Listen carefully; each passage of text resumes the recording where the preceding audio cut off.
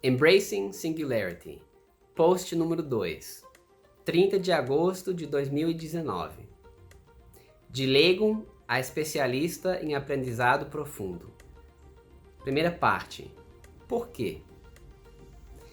Quando eu li as notícias surpreendentes sobre o AlphaZero, que havia superado séculos de compreensão humana e computacional sobre o xadrez em apenas 4 horas, eu pensei, essa tecnologia tem o potencial de mudar o mundo.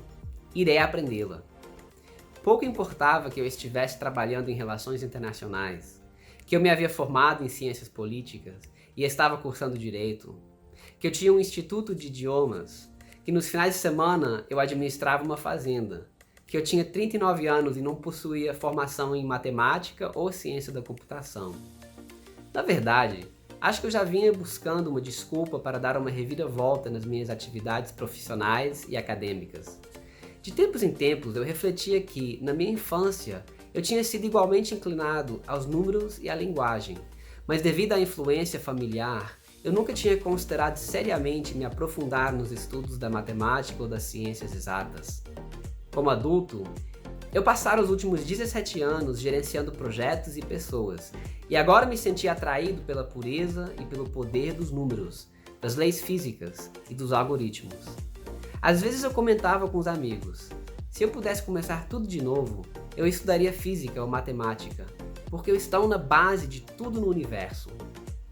Outra realidade alternativa que eu nutria na minha imaginação era de ter me tornado um programador.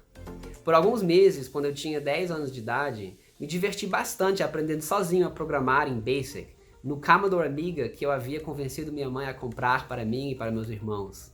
Porém, sem ninguém para me ajudar, sem a internet e sem oportunidades concretas de levar adiante o hobby, desisti dele, assim como fiz com o xadrez que também me apaixonava naquele momento. Posteriormente, minha experiência com programação foi escassa.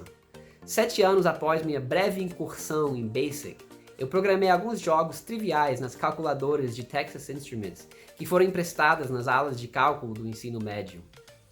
Outros 7 anos depois disso, me arrisquei com um pouco de código muito superficial de Visual Basic, SQL e HTML, para obter um mínimo de flexibilidade nas macros de Word, com o banco de dados do Access, e eu criei um site primitivo para impulsionar minha pequena empresa, The Natural Language Institute, ou Natural.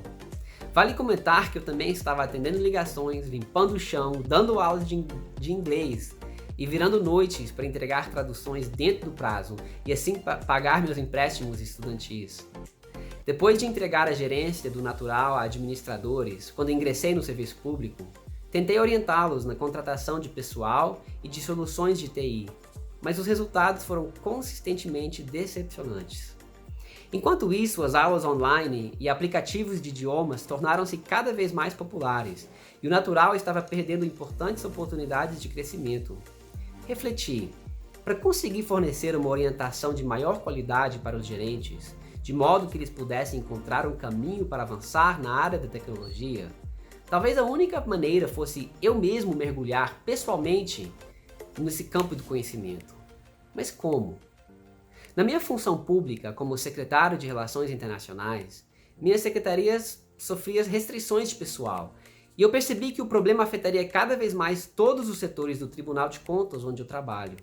A Emenda Constitucional 95, promulgada no Brasil no final de 2016, com a finalidade de controlar os gastos públicos, teve o efeito imediato de restringir severamente a contratação de novos funcionários públicos, o que significou que o grande número de auditores que estava se aposentando não poderia ser substituído por meio de novos concursos.